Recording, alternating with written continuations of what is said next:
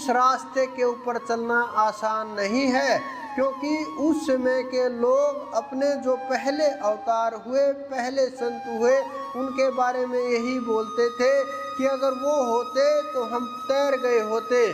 क्योंकि समय का जो संत होता है, समय का जो सद्गुरु होता है, समय के जो सिद्ध होते हैं, वही रास्ता दिखाते हैं।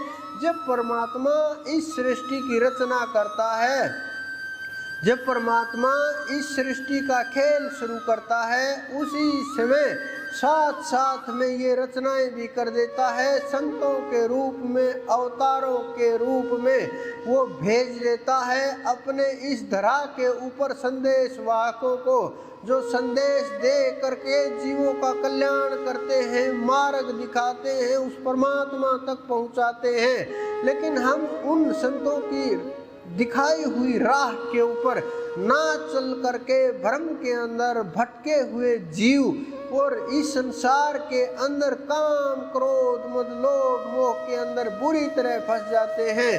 क्योंकि इतना बुरी तरह से आपको सब कुछ सजा करके सौंपा जाता है, आप उसको अंदर भ्रम में पड़ जाते हैं। क्या ये हमारे संत बोल के गए वो सही थे, या जो ये हम कर रहे हैं ये सही था?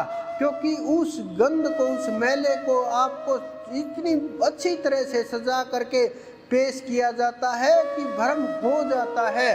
क्योंकि जिस प्रकार से बहुत लोग, आपके अंदर भी कुछ लोग बैठे हैं, शराब पीते होंगे, लेकिन शराब के जब आप अस्तित्व के ऊपर जाओगे, कहाँ से बनना शुरू हुई, किस प्रकार से तैयार हुई, देखो आप कितने कीड़े मारे जाते हैं, किस प्रकार से कितनी हत्याएं होती हैं, कैसे उनको जला जला करके निकाला जाता है।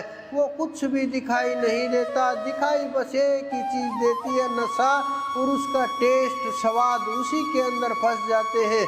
इसी प्रकार से मांसाहार करने वाले लोग हैं, उनको सजा सजा के परोस करके दिया जाता है बड़ा अच्छी तरह से, केवल मात्र इस जीवा के स्वाद के लिए, इस जीवा के टेस्ट के लिए हम कितने जीवों की हत्याएं कर देते हैं, कितने जीवों को गला उतार देते हैं, कितने जीवों से इस जीव का, इस शरीर का पेट भर लेते हैं। क्या हासिल होगा? क्या आप मोक्ष के मार्ग पर चल पाओगे? क्या आप परमात्मा तक पहुंच पाओगे? क्या कल्याण हो पाएगा? आप सपने में भी मत सोचना कि हम किसी का बुरा करके, किसी की निंदा करके, किसी की चुगली करके, किसी की बुराई करके, जीव हत्या करके, किसी के अंदर हम किसी भी प्रकार के परेशानी पैदा करके हम सुखी रह पाएंगे। इस जीव के अंदर जो ताकत होती है वो उस परम तत्व की होती है, परमात्मा की होती है। जब ये जागृत होती है, उसके लिए हमें आधार बनाना होता है। ये तो पहली सीढ़ी होगी कि हम इन चीज़ों से ऊपर उठ करके ध्यान की ओर बढ़े, एक एक कदम बड़े सोच समझ के रखें, एक एक फैसला सोच समझ करके रखें। क्योंकि इस शरीर के पालन पोषण के लिए अगर आप इस प्रकार से जीवों को काटते चले गए, जीवों को मार मार करके खाते चले गए, तो उस परमात्मा तक कभी नहीं पहुंच पाओगे। इसी संसार के अंदर फंसे रहोगे, उस परम तत्व, उस अनंत तक नहीं पहुंच पाओगे।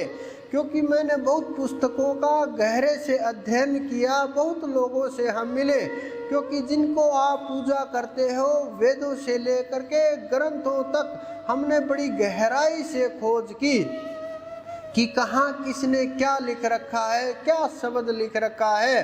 कुछ इस संसार के अंदर समय के अनुसार रचनाएं होती हैं, उन पुस्तकों की समय के अनुसार रचनाएं हुई है, उस समय के अनुसार सब कुछ चला है। और अगर आप चलना चाहते उस मार्ग के ऊपर, नाम को मत छोड़ना, क्योंकि नाम के अंदर इतनी ताकत होती है, ये आपको उठा करके यहाँ से वहाँ ले जाएगा।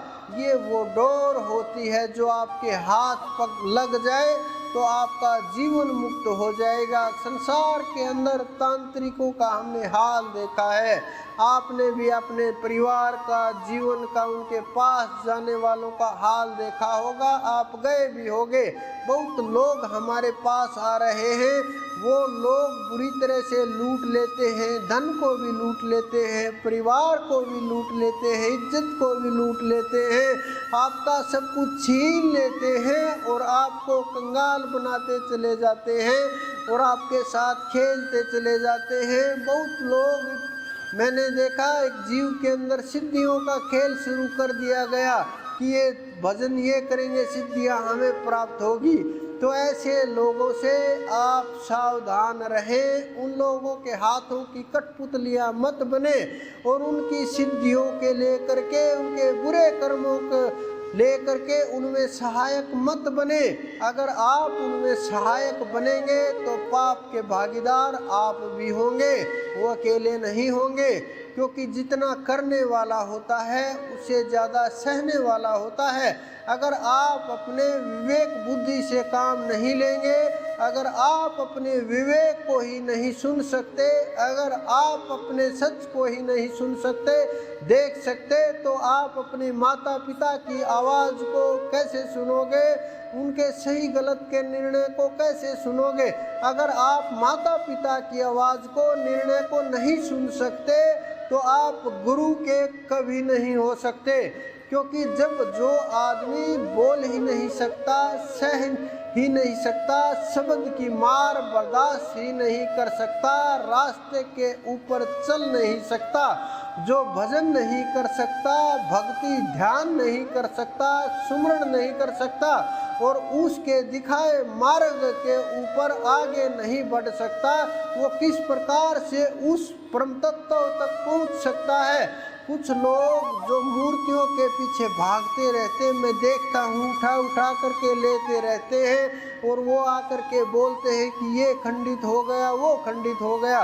मैं देख रहा था, किसी ने मुझे दिखाया कि ये देखिए यूपी के अंदर पैरों के नीचे रख रख करके उनके ऊपर रेती लगा लगा करके, रगड़ रगड़ करके उनको बिल्कुल साफ किया जा रहा, हाथ लगा लगा करके रगड़ के देख रहे कहीं कुछ रह तो नहीं गया और साफ करते हैं।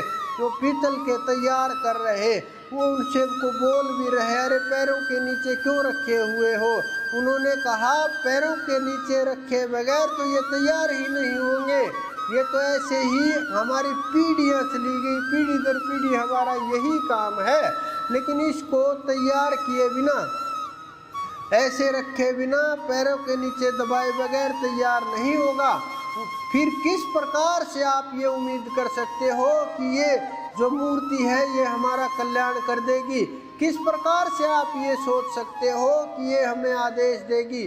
कैसे आपके अंदर ये विचार कैसे पैदा हो सकता है, आप इस भ्रम के अंदर कैसे रह सकते हो। क्योंकि बिना ध्यान के कल्याण नहीं हो सकता। जितने भी मंदिर हैं, जितने भी मस्जिद हैं, गिरजाघर हैं, पुस्तकें हैं, पोथियां हैं, जो भी हैं, ये सब की सब मानव की रचनाएं हैं।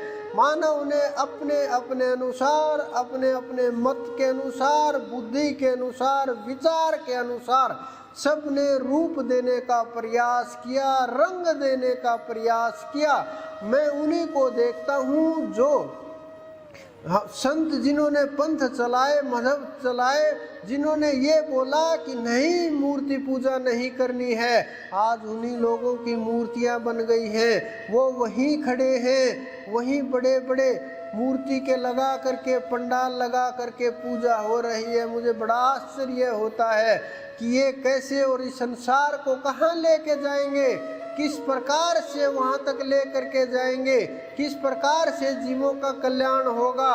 मैं बहुत बार सोचता हूँ कि क्या ऐसा किया जाए कि जीवों का कल्याण हो जाए, क्योंकि ये तो रास्ते से भटकाने के लिए हैं, मार्ग से उतारने के लिए हैं। लाइन से उतारते चले जाएंगे, जीव पिछड़ता चला गया, जीव सोता चला गया, जीव कर्मकांड में फंसता चला गया, जीव डरता चला गया। ये डराते चले गए जीव इतना कमज़ोर हो गया, इतना कमज़ोर हो गया, हर वस्तु से, हर व्यक्ति से, हर देवता के नाम से, हर पीर पैगंबर के नाम से, संसार